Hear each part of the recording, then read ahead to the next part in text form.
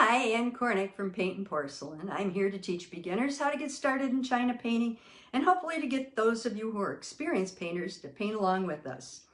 And today we're going to be working on gold, raised paste for gold. And this is my raised paste for gold, as you can see here. I don't know if you can see it real well. There we go. This is one that I actually did at the Indiana school, which is an excellent school, by the way. And you can see, sometimes I filled in the gold, sometimes I just, outlined it. It just depends. So that's what we're going to end up with. I'm going to do this in two parts. I'm going to do the decals today and the raised paste today. Then I'll fire it so that next week we can talk about gold and how to apply gold and all the different kinds of gold that there are. As far as Roman gold, I've got a lot of Roman gold. I don't use a lot of liquid bright. So the first thing I want to talk about are kind of the things that you need in order to do this. The raised paste that Joyce Dwellette, who I took the class from and who, by the way, is an outstanding painter. She does things that end up looking like the old masters, honest to Pete. It's absolutely gorgeous. There are two kinds of raised paste. One is hers. It's kind of a creamy color. And I'll tell you, this is different than others because Joyce went to England and learned how to do raised paste.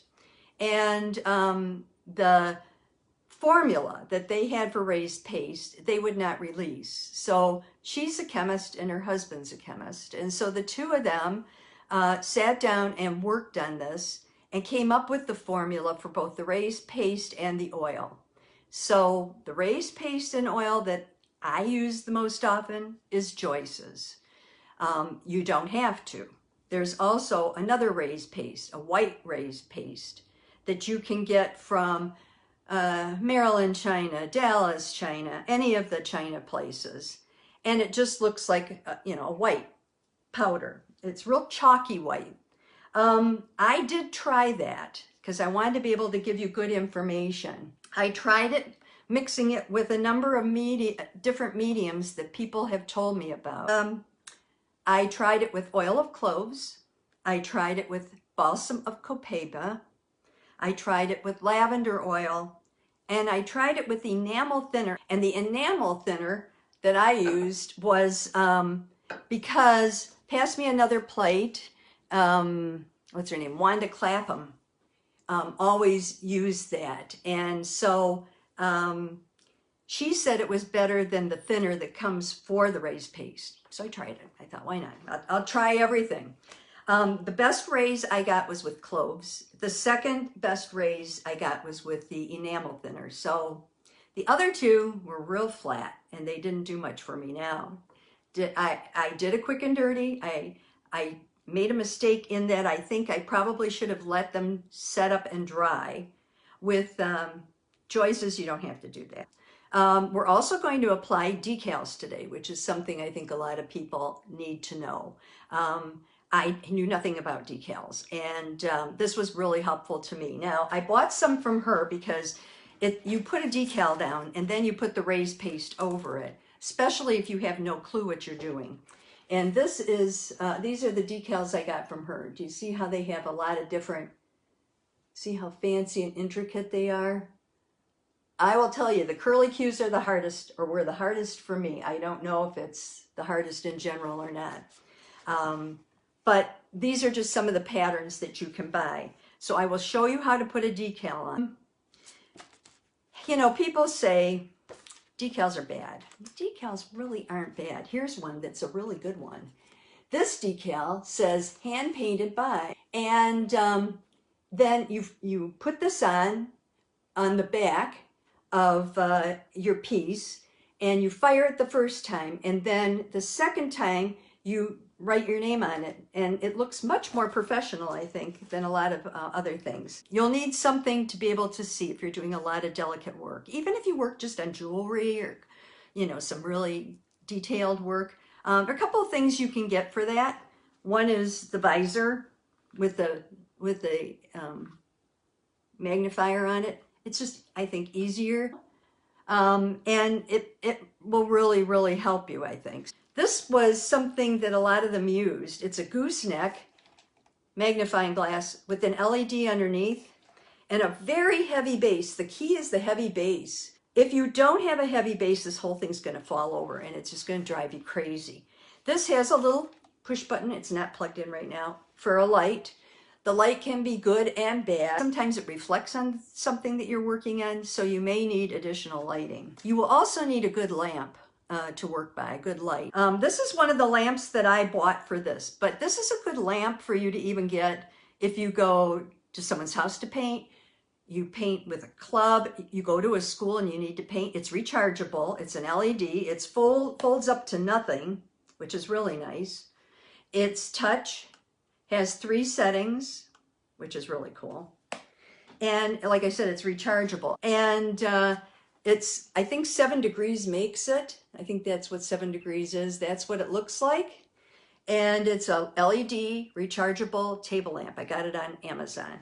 And if you do get it, keep the box, because if you take it anywhere, because it's touch, it will come on if it bumps anything. So that can be bad, and if it's in the box, it won't do that. Okay.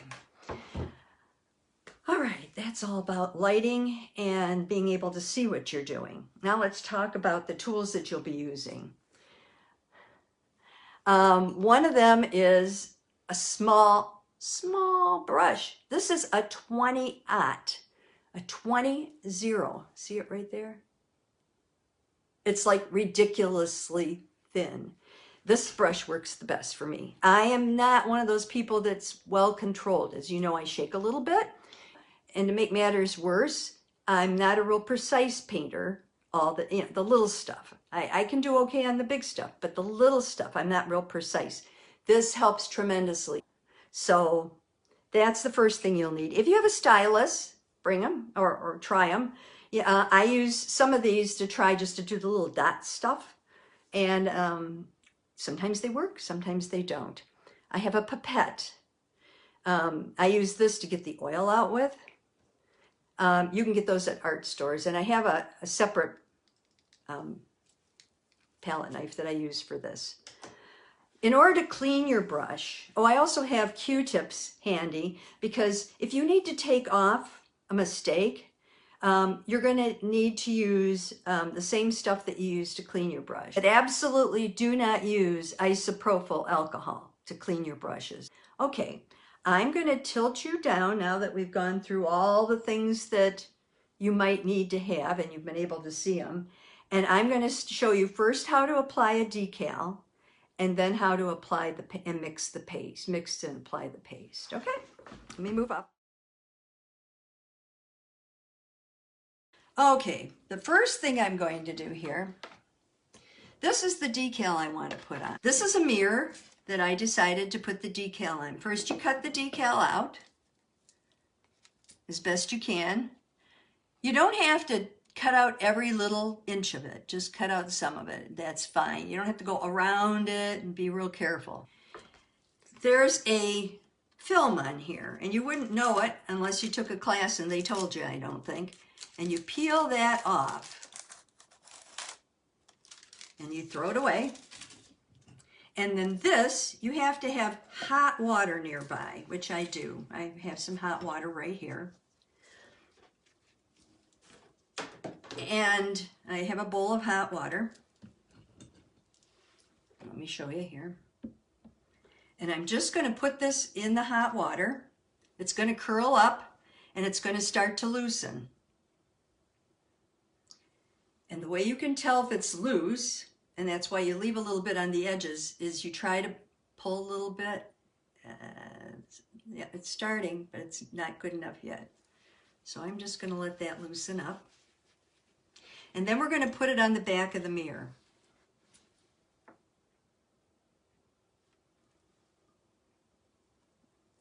It feels kind of slimy when it gets ready to loosen up. Now, the back of this mirror, I kind of know where I want it.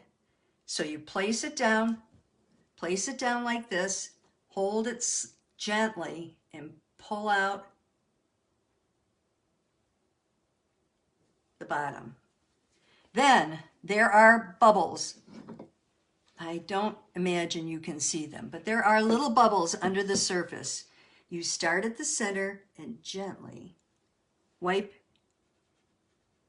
to the edge, getting all those bubbles out.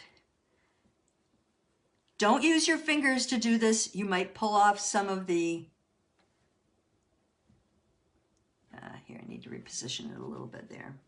You might pull off some of the decal. Go from the center out. If there are air bubbles, you will end up with this not staying on your piece.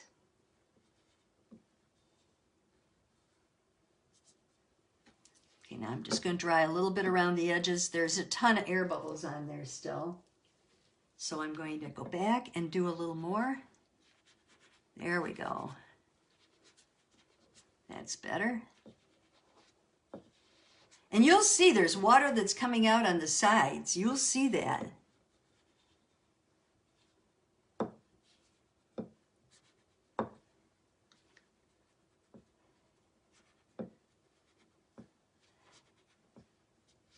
And they're so tiny, they're almost like little pinpricks.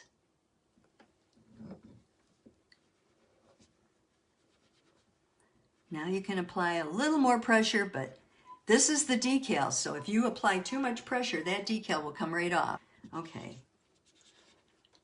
And I just keep doing that for a while until I feel like I've gotten as much out as I possibly can. Now, I've really never had a whole lot of problem with this.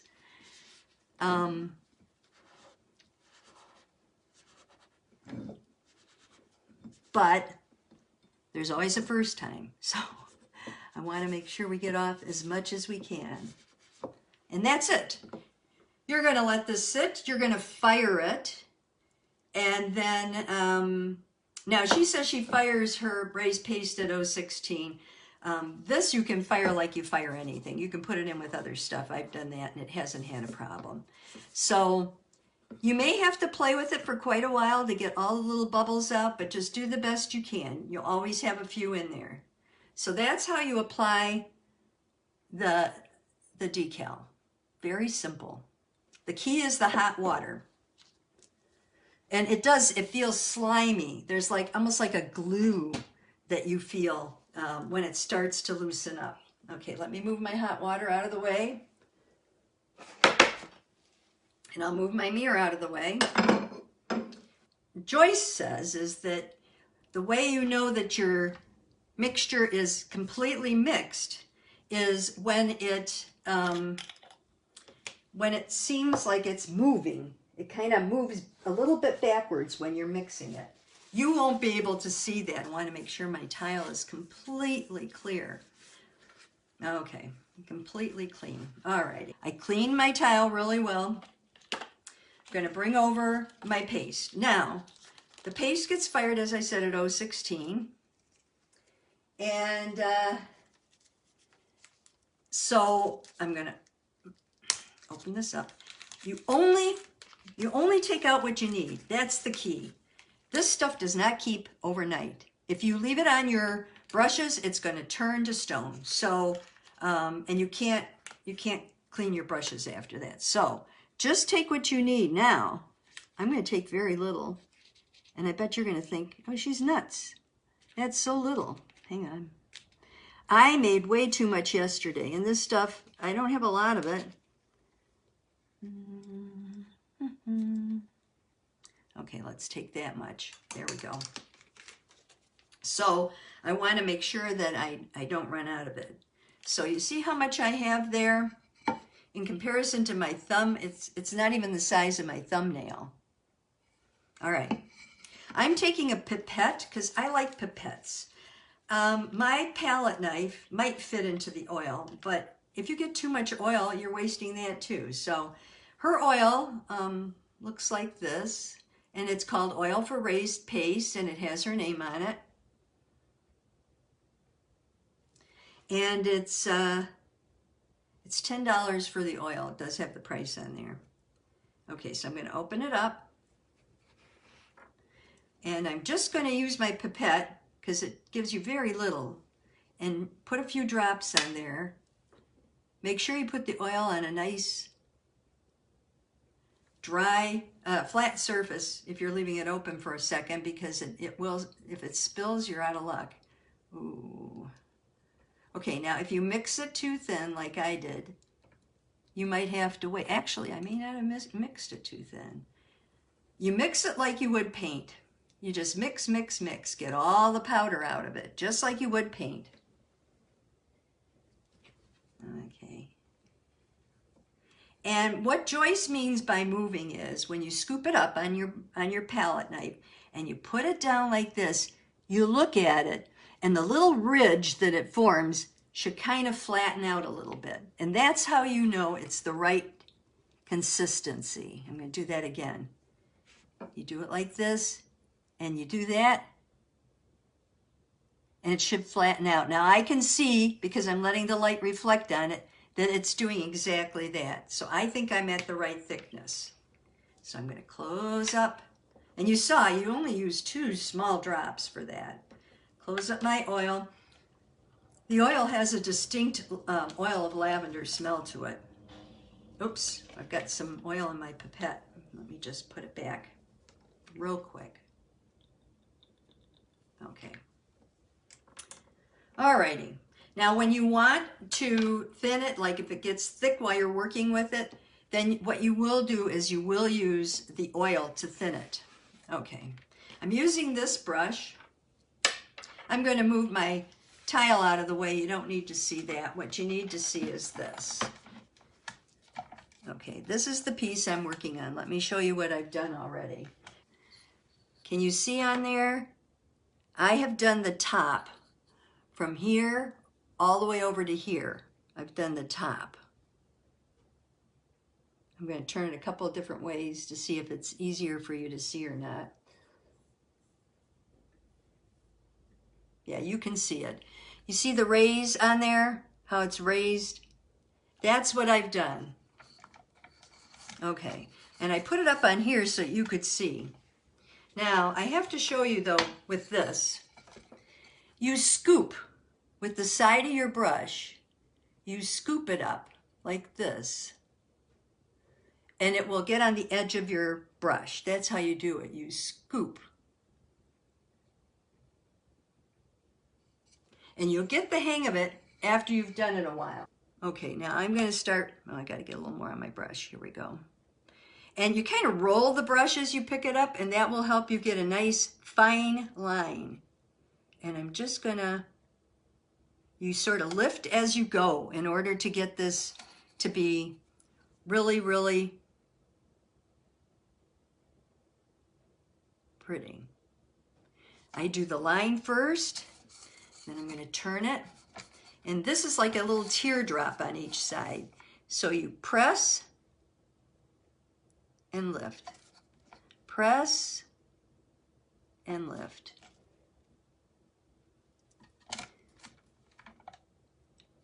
Press and lift. Oop, it's getting a little gloppy. Hang on. Let me get it. Here we go. Press and lift. Yeah, it's a little bit thin. Now, I should let it just rest, but I think I'm just going to add a little more of the this to it. Here, that'll do it. Okay. That'll give us a better mix because it's just a little too soupy. Okay. And like I said, it takes a while to get used to this. So practice separately on a piece first. And can you, let's see, that's not, trying to get it in frame the best I can. I guess that's the best I can do. So here you're going to press at the top, lift at the bottom. Press at the top, lift at the bottom. And you just do that all the way along. You can tell the reason I picked these is because they're fairly simple to do. They're not the curly cues or any of that that's really difficult. Okay. Then you have the little daisy. And you have that one. one. Oh, this is getting a little gloppy. If it gets gloppy, or if you don't like what you did, you can take your Q-tip, dip the Q-tip in, pat it on something so it's not super soaked, and just go back and take off the part you don't like. There we go. And then go back.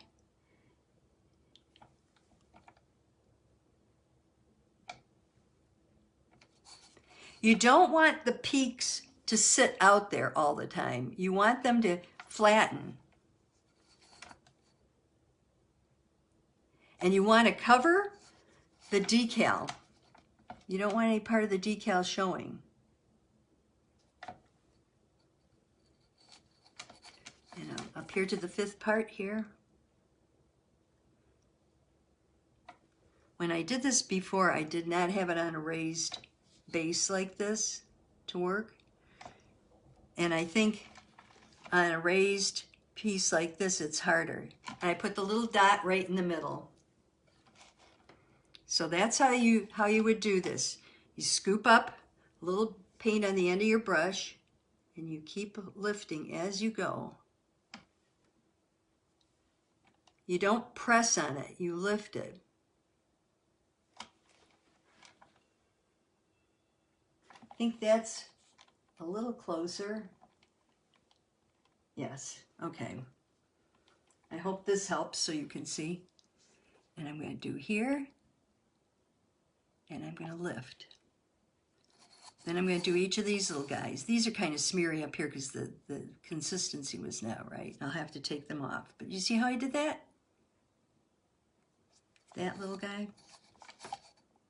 Now, Joyce says you don't have to let this dry. I prefer to. Only because I have to carry mine down the basement. God only knows what would happen to it on the way down. So if I let it dry, I feel better. And like I said, see here I didn't cover, I don't know if you can see, but right there I didn't cover the whole stencil in the background. So I have to go back and get it. And on this guy I'm going to go here. And here. Scoop, scoop. And this is just practice. You're just going to have to practice. Trust me, the ladies that I was with, some of them had never done it before, and they were fabulous at it. Others have been doing it forever, and like me, they were struggling a little bit because I'm not a delicate painter like this. I don't do a lot of detail work, so it was a learning curve. But if you go to these schools, please try to pick up something that you didn't know how to do. Last time I did that old world painting with Brigitte Porter, and that was fascinating. Alrighty, and then you put the little dot in the middle. Now the dots are a little easier. You have to stand straight up, so I might be in your way a little bit, but you're going to put a dot there. I load my brush each time, a dot there.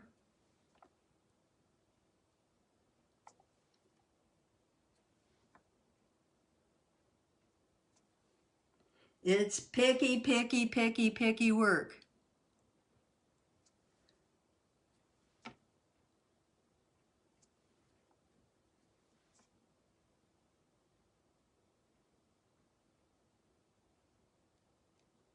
Yeah, okay. And then these 3 down here are just like that.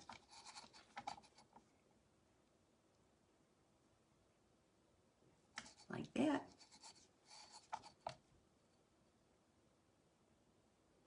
And like that. And I have that whole side done. And then you just do the same thing. Now here, part of the decal came off. So I would go down there, just like I did on this side. And I would do a dot here. Am I in the way?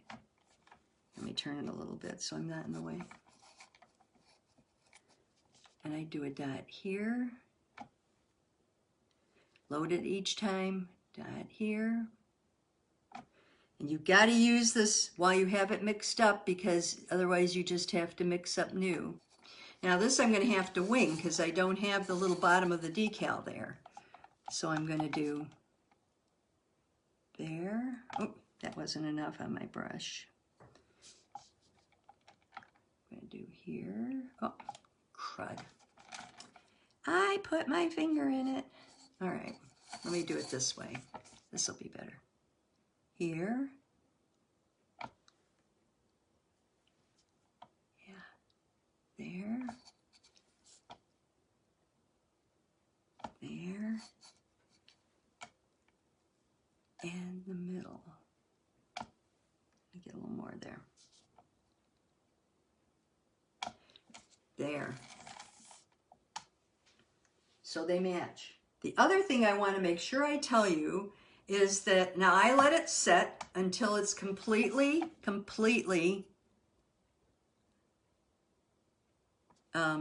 dry, like overnight, and then I'll fire it the next day. That's just me. Joyce says you don't have to do that. If you get cracks, if you've done it too thick and it comes out of the kiln and there are cracks in it, one thing you can do is just mix up some of this paste and just fill in the cracks. Don't redo the whole thing. Oops, I'm getting out of the... But fill in just the cracks. It's kind of hard to... There we go. And then fire it again, and that will get rid of the cracks for you.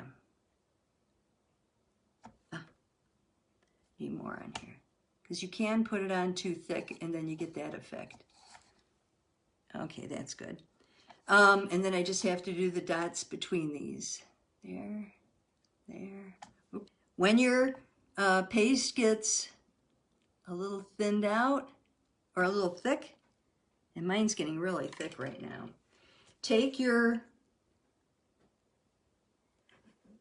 oil and put on it, and that will help. You'll have to add a little more oil in order to loosen up your paste. So this is the raised paste. You fire it. Okay, the most important thing that you need to know is when you bring it out of the kiln, before you bring it out of the kiln, it absolutely has to be totally stone cold. If it's not, it's gonna fall apart when you put the gold on it, okay? So for the raised paste to really work, what you need to do is make sure that you fire it and let the kiln get absolutely ice cold. If you use the little white raised paste you get from Maryland, China, or Dallas, works like enamel. I think this would too. It's a little more expensive, so I don't know that I would use it that way. But you can use it like enamel. And this is one of the applicators you can use, and I have this in here. You can actually keep raised paste or enamel in here for a period of time. You can kind of use them interchangeably depending on what you're doing, but it's not always the same. So I shouldn't tell you that it's always the same. Enamel is much smoother, much prettier. If you can do enamel, you won't regret it. The little curly cues that you do too, that's a little bit difficult to do with the raised paste. It would be much easier to do it with the enamel when you do the little half circles, little C's, comma strokes and things like that. And I'll see you all next week, so pick up those brushes and keep painting. I'll see you later. Bye-bye. I hope you enjoyed the program, and I hope you'll take a minute to subscribe so that other people can learn more about China painting and we can get the word out to more people. You also can look at the links below. My paintandporcelain.com website has a lot of freebies and printables for new and experienced painters, as well as studies, supplies, and even some of my hand-painted china. So thank you again, and I'll see you next time.